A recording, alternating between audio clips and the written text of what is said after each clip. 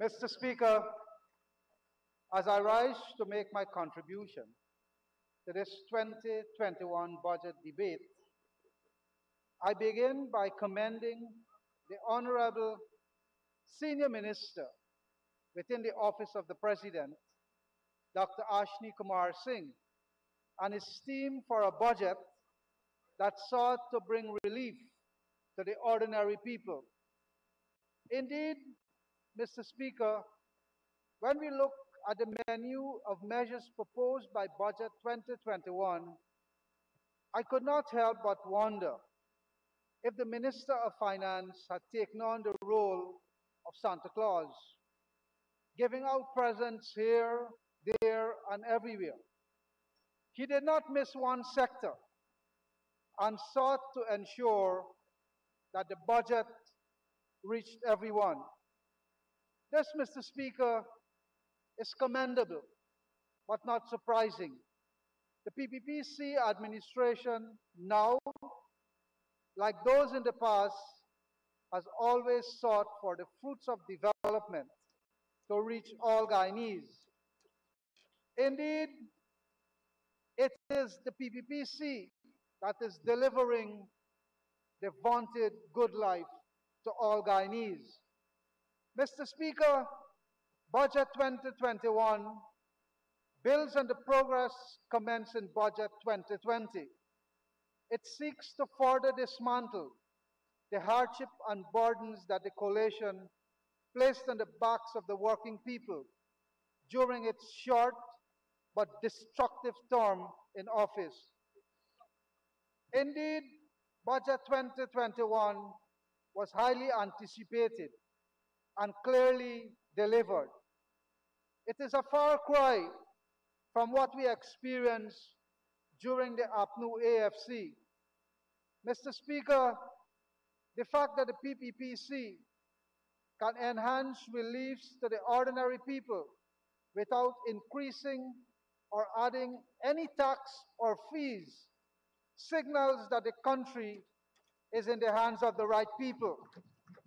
It must be recalled that some 200 taxes and fees were shoved down our throats by the former leaders of the APNU AFC government, who sought to insult our intelligence by barefacedly telling us they had the nation's interests at heart. Undoubtedly, Mr. Speaker, those cunning statements have unveiled themselves as downright deception. Just in recent weeks, we have seen several scandals emerging, thus demonstrating where those leaders' interests really are.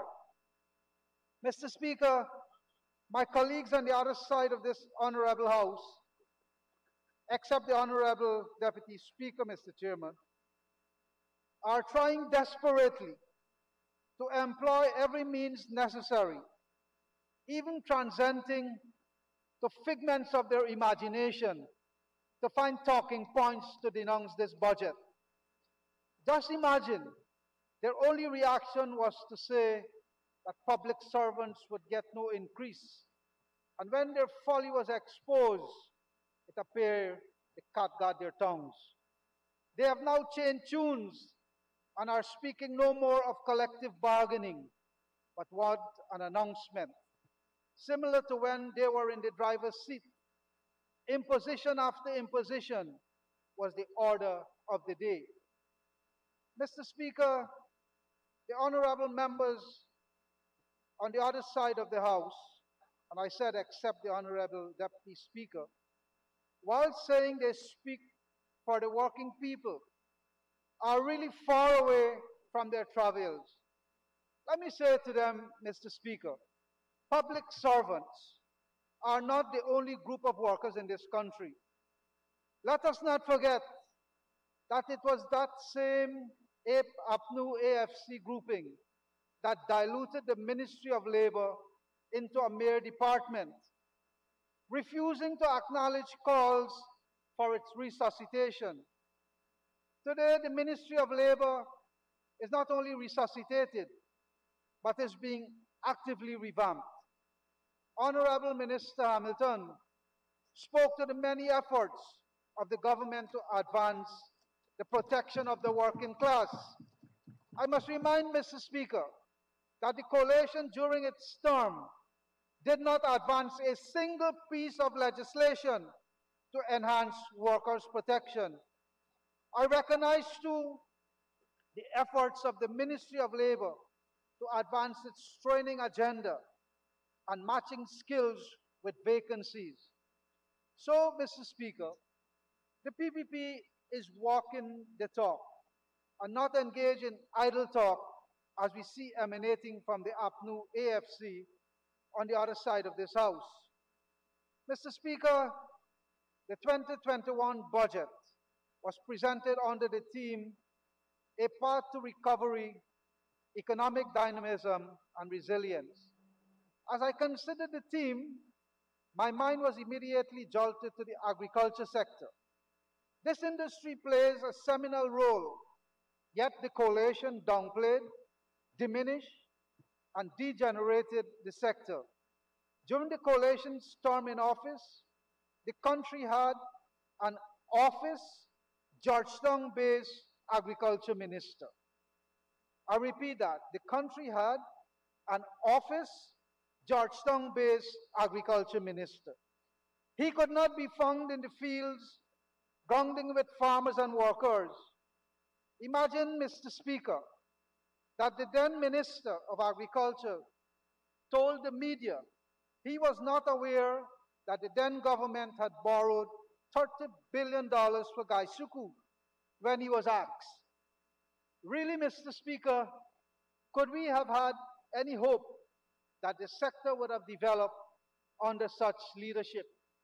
Mr. Speaker, it is interesting for us to note that this government is saddled with that debt contracted by APNU AFC.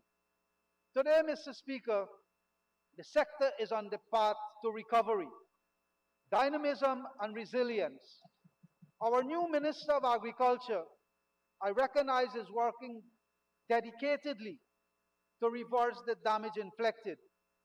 I have known of the minister's unflinching stance to alleviate the plight of the farmers and agriculture workers.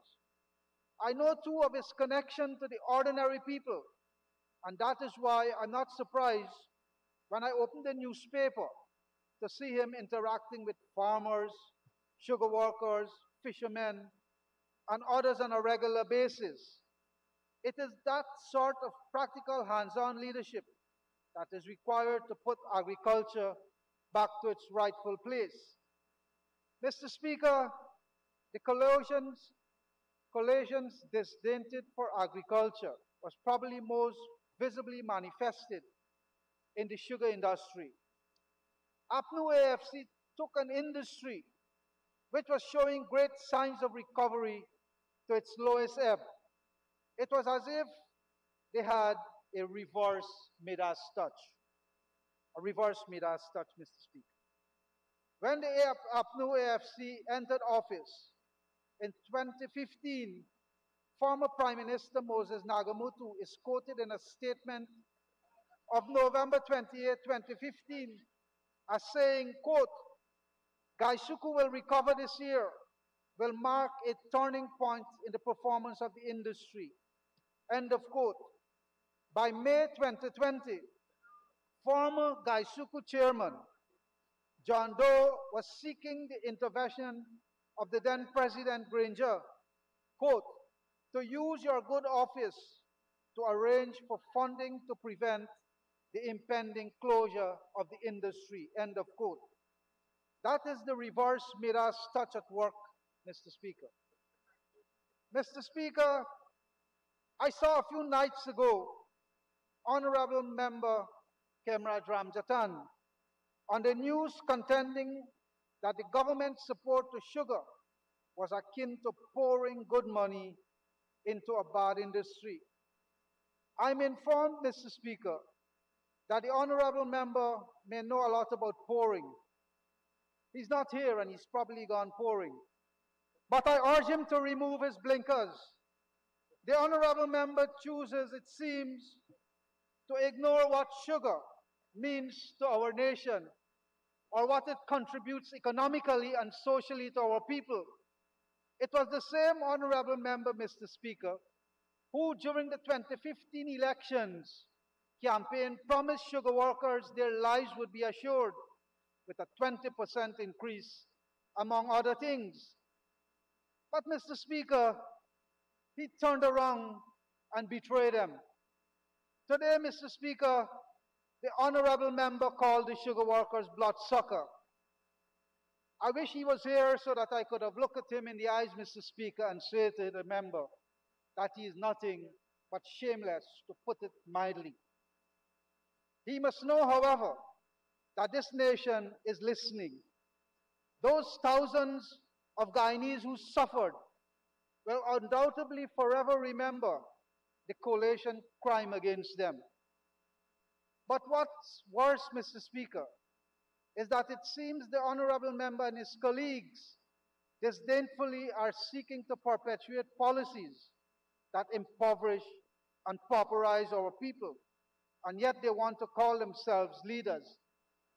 In passing, Mr. Speaker, the honorable member, Mr. Ramjatan, said ginger production was 29,000 tons. Well, at $200 per pound, Region 1 would have earned 12.76 billion. That did not happen. And clearly the honorable member, we could conclude, is not thinking straight.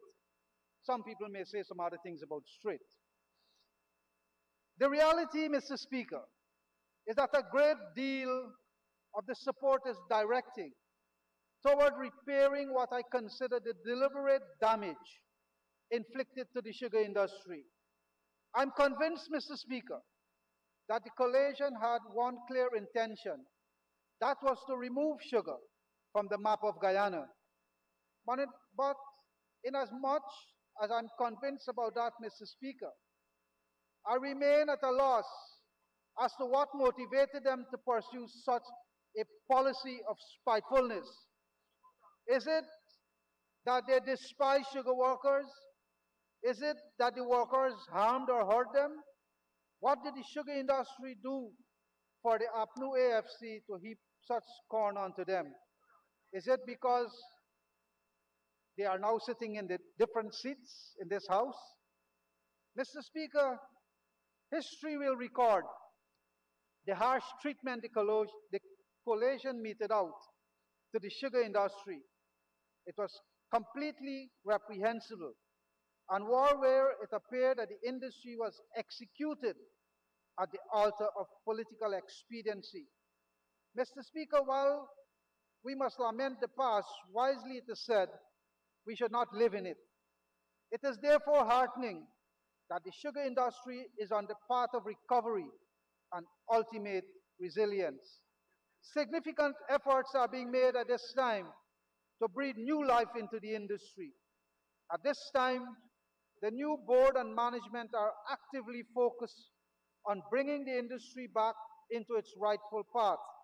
This is a task that is worth the reward, and one that future generations will forever cherish. The budget informed that an estate-by-estate plan was being developed to bring estates back to profitability. Already several practical and workable measures are being pursued to improve the state of affairs. Increased packaged sugar, which attracts superior prices, is being maximized, and other areas for improvement are being considered. Apart from that,